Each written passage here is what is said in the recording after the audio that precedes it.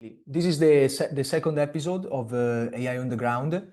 Basically, our objective as Growy is to, as we work with different companies in the deskless industries, we actually realize that obviously AI is a hype, everybody talk about that, but most of the time, especially in traditional industries, people knows about AI, but then they have also a lot of questions, a lot of challenges. Maybe they don't see exactly how to implement it. And then that's the reason why we decided to create this webinar series, where we actually have people that are adopting artificial intelligence into their training and support and systems that can obviously share their experiences. They can tell what were the actual questions they were having at the beginning, how the thinking process behind the way how it has been actually applied, and then the vision, no, of how AI can turn and impact on these sectors. So today we have Roberto Aiello. Roberto Aiello is going to be the moderator of the session. He's a senior learning designer at Personio and is our global advisor, global expansion advisor at Growy. And then we have David Tabone. He is the CEO of MyConvenience, an incredibly strong food and beverage chain here in Malta with over 100 stores. And I'm sure it will be a quite interesting conversation.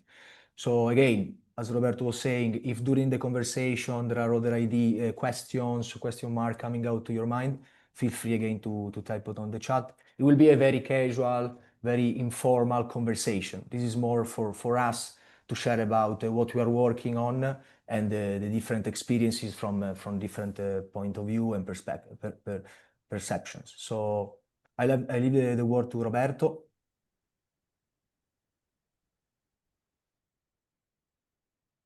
Robbie, you are... Sorry, of course.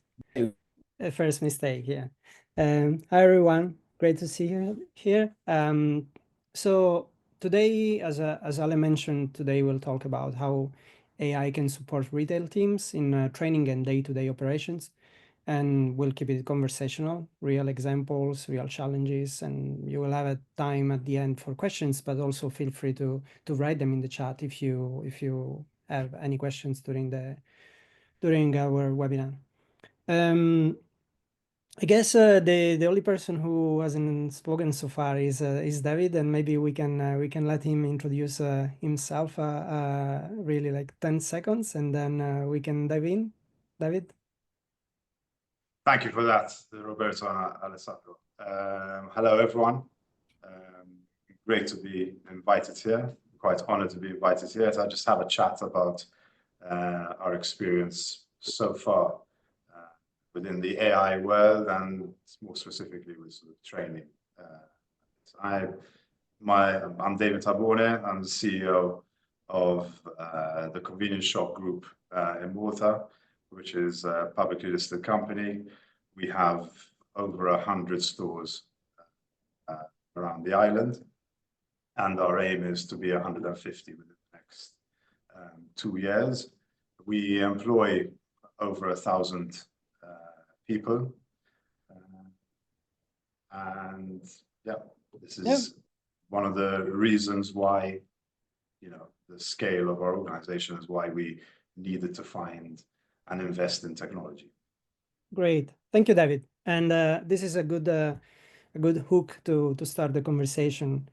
So you lead over 100 stores and 1,000 employees, so that's a lot of moving parts. So we can start from there.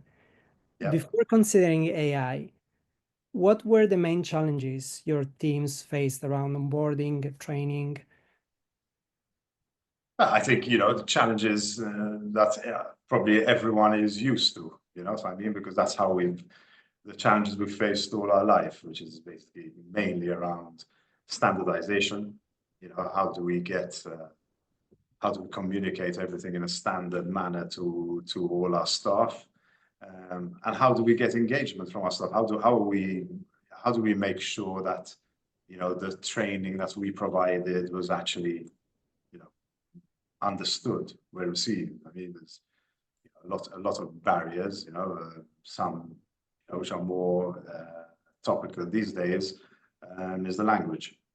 barriers with a lot of employees that come from other countries to work in Malta. All right. Well, that seems a big challenge for Yeah. sure.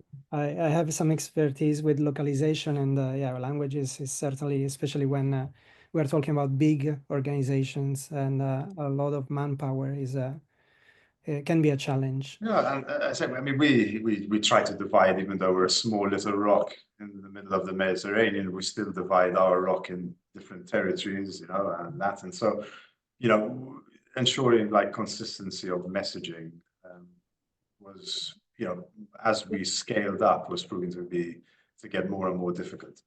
And also, I guess the issues are also around brand, like you touched on cohesiveness. That's when you want to be a established brand, you need to consider that. You don't want your Absolutely. You message. need the to standards be blended. are paramount. Yes.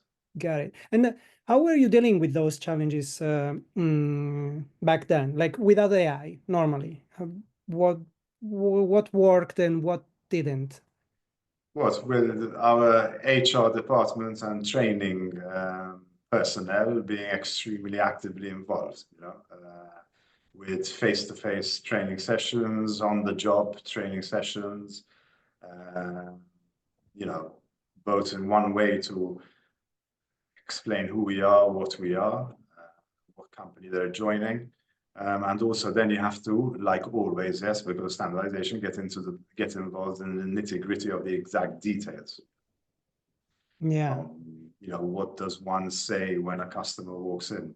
What do you say when the customer leaves? I'm giving you the basics, yeah, yes, but how is it pronounced? You know, what do we do? And all, I mean, you can imagine the amount of procedures and the amount of information that our employees, new employees especially, have to absorb when they're on board. Yeah, yeah, that's very interesting, and you mentioned something that I'm usually very close to, like you mentioned classroom training. I mean, that's something heavy. We were all brought up on To that. deal No? with, because especially when you need people elsewhere, certainly the last thing you want is to have people not with customers. So Yeah.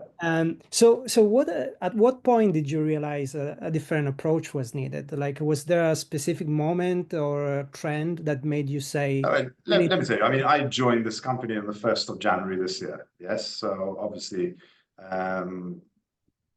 my initial sort of overview of the company, seeing, you know, queues of people lining up here for interviews, for onboarding, for contract signing, you know, for training, for this. Everyone, you know, literally queues of people every day, kind of. Why? Because we were scaling up, yes. So preparation, and you know, there was a lot of recruitment being done and still being done, and seeing my team spending, you know, their days just talking to people, explaining, as I said, in different languages, so it takes that much longer. And basically dedicating a lot of time to listen more unproductive stuff, where they could be much more productive in their job. Yeah, and so we needed to discuss, okay, what we're going to do, and you can start without even dreaming about AI. You know, you try to start amending procedures, you know, streamlining everything we do, and then you sort of start. As I said, you know, I mean, AI is not something that's new, and something that I have been looking into in my previous job, and was always ready to dip our toes in it. Yes, I think it's very important that yeah, you know, with the technology that can bring down legacy companies, I think it's very important to get involved as early as possible and try to understand it, and you know, make the best use of it. yeah, right. So that takes us to the moment where you started looking for solutions. So Yes, let's talk about that. we did. So, Yeah. Yeah. So what were the key questions you and your team asked before deciding to explore AI? You said that, I mean, you knew about AI already for a while. Yes. What did you need to understand first before deciding, okay, let's do something with it? Well, apart from everything, no, I think we, as I said, you go into an environment that you are not very comfortable with, yes, and trying to be, I think, as cynical as possible to see and asking, always being very cynical, asking those questions, being the devil's advocate, yes. So, but how is it going to improve my Does it life? work? What is it going to do for the company? Or are we just going to, throw money down the drain? Because ultimately we're going to end up in the same place we were at the beginning. So trying to understand, the benefits, so there's obviously a lot of research that was done, a lot of discussions with companies, who were trying to explain what benefits there could be. And that was sort of the process that we went through. Very, very keen, avid learners, really trying to understand something, with obviously not being cynical, but going into it, approaching it with knowing that this is, something that eventually will help us. Got it. Thanks for sharing that. And so when you were considering solutions, how did you evaluate potential solutions or partners? What criteria helped you decide Growy was the right fit in this situation? I think, like everything, you speak to various companies, and I think what really does motivate me when working in partnership with other companies is seeing people's honesty and being genuine and not trying to oversell, and generally wanting to be partners in the journey. I think we found that with Growy, especially with Alessandro.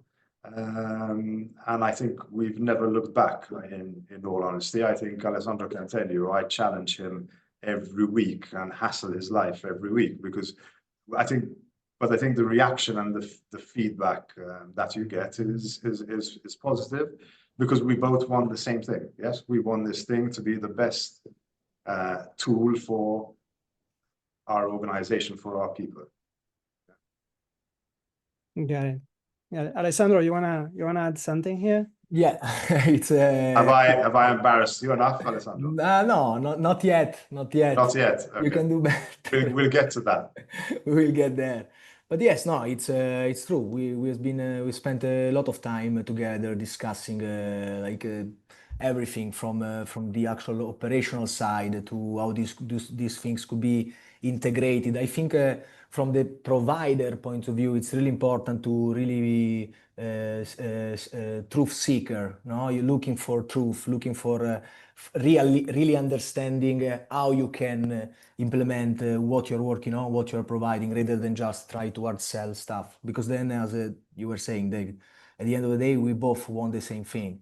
Like from your side, obviously, you want that everything is progressing, is growing, and from our side, we want exactly the same. That the companies that are working with us are going in that way. So yeah, I completely agree. I think there has been a meeting point on the culture of the business culture I'm talking right now, and I think that's when there are these synergies, that's where you can actually impact and work together. So absolutely agree on that. And it was honestly, yeah, tough period, but again for a positive outcome. So the objective was always been looking together for a positive outcome, and not just challenging each other just for the sake of it. So yeah. Right. Yeah. Seems a great partnership here. So I understand that now, David, you are in the implementation phase. So let's look at how that's going and what you've learned along the way so far. So as you and your teams start adopting AI, what have been the biggest challenges so far? Maybe So I think from adopting and going into something so big and so major also makes you look into yourself. Yes, look really deep into your processes, your procedures. Each and every department looking into their procedures, so that we are sure, that we are going to have training. And imagine, I mean, when you can imagine the concept, yes, it's beautiful. I mean, we had papers, every department with their procedures, everything scattered around. And to get information, you have to go from one person to another. Now imagine you have all our policies, okay, procedures, training materials together in one centralized place, okay? Everything there. I mean, when I look back to 5 months ago and see where we are now, I think it's actually an amazing feat. We are, at the moment starting to roll it out with testing, etc., etc. The feedback has been great, but even seeing it, even as somebody leading a team and seeing what the results are, you can also already imagine where we're going to go. So, but like this, we're all sure that we have everything centralized. We ensure about consistency of messaging across the whole of the organization. Okay, and as I said as well, we now have, foreign workers who can actually listen to everything that I would normally say in English, in Italian, in French, in German, in Hindu, in whatever language you can imagine. Yes, so this again ensures that everything that the message that we are trying to get across is being understood. Okay. Yeah. So, and also one thing for me from the back end and peace of mind is also the fact that we're able to track the progress of every single team member, which to me is an invaluable tool. I don't have to have heads of departments trying to remember, okay, I have to tick this box or that or this. How many times do we go into, and have experienced it? You go into an induction program, and somewhere along the line, it all fizzles away. So like this, we can ensure proper consistency, track that all induction programs have been done. Every team member has a quiz straight after whichever academy they've undergone the course, and like that we can really ensure that, as I said, to me what's most important is standardization and consistency in our messaging. So this is what's and the fact also that it's both audio and video. It's amazing. Yes, you think about this. I mean, Yeah. I can't believe we've done this in the last 4 months, to tell you the truth. Yeah, exactly. That's what I was thinking. Like you mentioned so many great things that only maybe a few months ago, or certainly a few years ago, were unthinkable. Forget it. Yeah. You mentioned all the centralized knowledge and the possibility for your workers to hear your voice, or anyway the different knowledge coming from you in their chosen language. I mean, that's something absolutely. I haven't heard myself in speaking in Italian or French yet. Alessandro Not yet. hasn't Not yet. allowed me to listen to that yet. But anyway, no, but joking apart, I mean, it's really what it is. Yes, I mean that, whatever message we give, we can ensure that everybody is understanding it fully. Exactly. Which is priceless in this day and age. Oh yeah, definitely. I agree with that. Hearing that from you, like it's like no brainer. Like it's just yeah, why not using these technologies would be just just crazy. As I said, because you asked me, we started off the question with, how do you start? And I think it's really what was also beneficial to us as an organization is that we had to delve deep into every single one of our procedures. Sometimes realize that, we don't really have a procedure for this because it's just a new process that was invented, I mean, and all these things. So now, as a person leading the company, I think it gives you a peace of mind that we have our procedures already all in place. And the biggest challenge of actually being able to deliver the message in a consistent manner and ensure it is being received in a consistent manner, that's now being tackled and solved. And you touched on something that I find very interesting as well, like when actually the change management, when you implement something new, it brings you to a path of self-discovery and also optimization, because you can really realize what is needed, what is not needed, and how to optimize in the process. So everything looks really cool, but can you tell me? It wasn't easy getting here, yes? Exactly. But So I'm curious, like it looks good at the end. Yeah. I'm curious to know, like, there was some resistance, or you found like employees were a bit resistant to this or didn't understand, like how were you helping them and understand and trust these new tools? Roberto, I honestly believe that I think anything you do and anything you try to change, that you have to have a vision and you have to be able to sell that vision, first of all, to the major stakeholders, yes, so be it shareholders, be it your senior management team, and get them fully on board. Yeah, if you don't do that, forget it. If you cannot approach a project like this unless you have full alignment from a board and senior management team. Okay, because it is a lot of hard work. Yes, again, you're asking each and every senior manager to stop doing what they're doing and spend extra time in understanding and going through the procedures of their own department. And like everything, yes, when you open something and look at something, saying, you know what, we can do this better. So it's been a great thing for the company as a whole. But I think it all starts off with having the vision and being able to sell that vision and get everybody on board that this is the right thing. I'm curious because I saw sometimes happening this in companies. Have you done maybe a pilot with a small number of employees that then gave them the sense this is really helpful for us, this can really help us?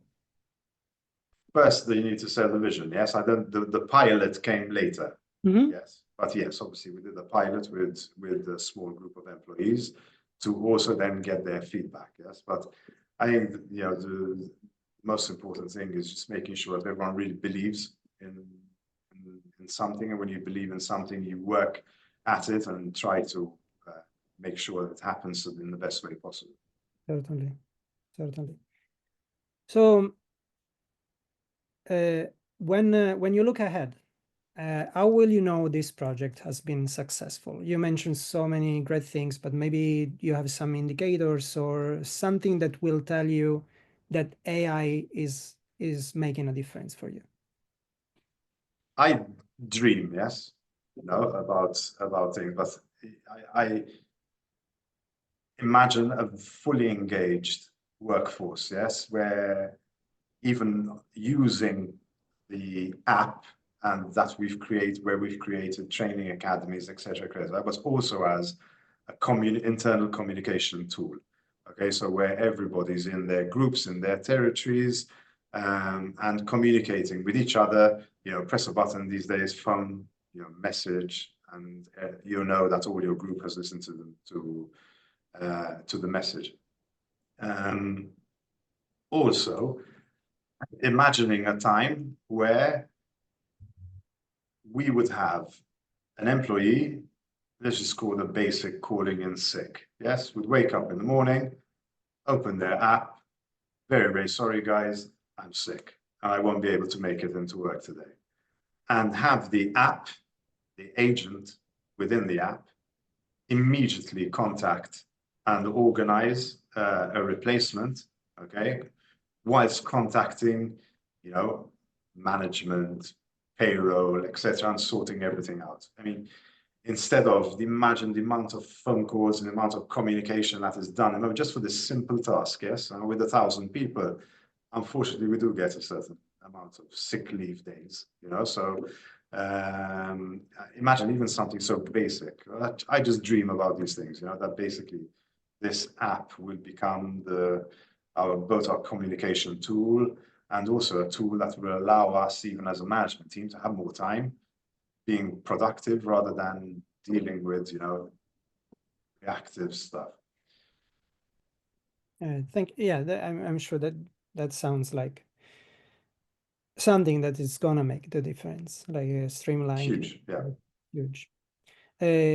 I would like to, I would like Alessandro to chime in here, like since during the implementation from your side, Alessandro, from Growy's side, what have you learned so far about rolling AI out in retail? Any patterns in how leaders prepare their teams, or anything interesting that you feel to share? So, first of all, what I noticed that was very important has been that you actually needed to spend the time with the company. So if you want to create a big impact, you want to create something that is for real working, it's not just a term of agreeing a few things and then letting things go. You actually need to go there, spend time with the people. Luckily, I had David that immediately seen the vision from training support and this agent side.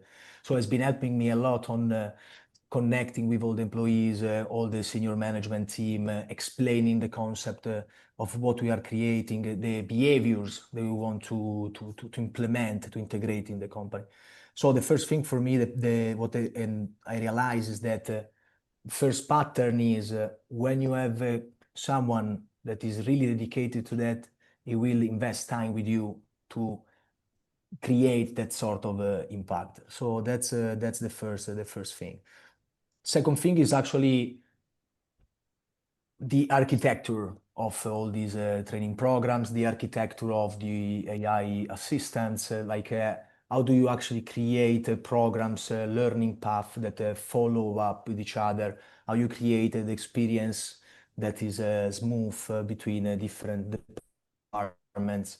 I noticed that is one of the other crucial elements when you are integrating a system like this. Because I always say we're not talking about using just I don't know, for example, a software like a CapCut to make a video for TikTok or whatever. Here you're actually creating a digital transformation in the company. You really need to have stakeholders that understood, they really want to invest on that, and they want to work with you on that direction. So the main two patterns I notice are actually these two. When things goes well, are because people are really dedicated. I've seen this. From one side, you have been able to share the vision. From the other side, they have understood that they've been able to share it with their people even better than you. And then you find a team that is ready to build that thing with you. So this has been the major pattern. When you have people committed to something, when you have people really want to invest time in it, then things happen. So yeah, I don't know if I answered your question, Rob, but hope. Great. Thanks for sharing, Alessandro. So David, back to you. We are nearly at the end of this interesting conversation. So let's talk about advice. For other retail leaders that are just starting to explore AI, what would you recommend, or what do you wish someone had told you before you began? I think it's the message. I think is that technology and new technology is there to be embraced and not to be scared of. It's something we have to be able to use. Why? To make everything we do more efficient, more consistent, and also take better decisions. Because we're going to talk about the impact of AI, not in general, not just in tasks and training, etc., etc. I mean, the effect of AI on the efficiency of a company is not to be underestimated. And yes, I think one has to embrace it and start dipping your toes in it, trying to understand it, because there are it's not all companies are the same, even though you think they're offering the same products. You have to be very careful. I think it's something that we are embracing as a group. We believe in it, moving forward. We're very, very excited about the journey. Thank you. And okay, I'm asking you to dream for one last time. So if you could extend AI support to another area tomorrow beyond training, where would you see the next opportunity? I think it's basically, handling all our technological systems, making them speak to each other automatically without us getting involved, apart from getting notified that there's some form of exception somewhere. If you want to tell me that's a dream, yes, so that we can spend our life growing, building, and strategizing to make our companies bigger, rather than having to deal with day-to-day problems. Yeah, that's a great way to look forward. All right, thanks, David, for all the insights you gave us. Pleasure. Thanks for having me. Yeah. So I mean, this was to be honest really great for me. Like if we look back at this conversation, many things stand out, but I'm thinking about few things you said. Start with questions, ask the right questions, where you want to get, what you want to get from this technology. Don't start straight away with tools. Like ask first with the good questions. Tools are just a consequence that and empower people first. Automate when you need to scale, and choose partners who understand your culture and data. So yeah, that for me were the main takeaways. Ale, is there anything you want to say on your side? And I don't know if there is any questions, or I mean, we can use some time if someone has any questions. Maybe it's the right time to do it. Otherwise, maybe few closing note from Alessandro, and then we can call it a day. Yeah, sure, Robbie. No, I mean, on my side, I was actually going to say if anybody has got any sort of questions, something that would like us to talk about, to feel free to share it on the chat. Personally, very happy because here we are trying to tell honestly what we are working on, honestly what we are creating. So, and I think this message has passed through this webinar. So quite happy. And again, David, thank you very much to come on this conversation with us, to share some of your time, precious time, and obviously to you, Roberto. Thank you for moderating the webinar. It doesn't seem that people has got questions, so probably we've done our job properly. There you go. But yes, definitely. Anyway, we will share with attendees all the recorded version. So in case they want to give it a look again. And again, guys, David, Roberto, thank you for the time and the chat. Thank you. Thank you. Ciao, ciao. Ciao. Okay. Thanks. Thank you, everybody. Have a good evening.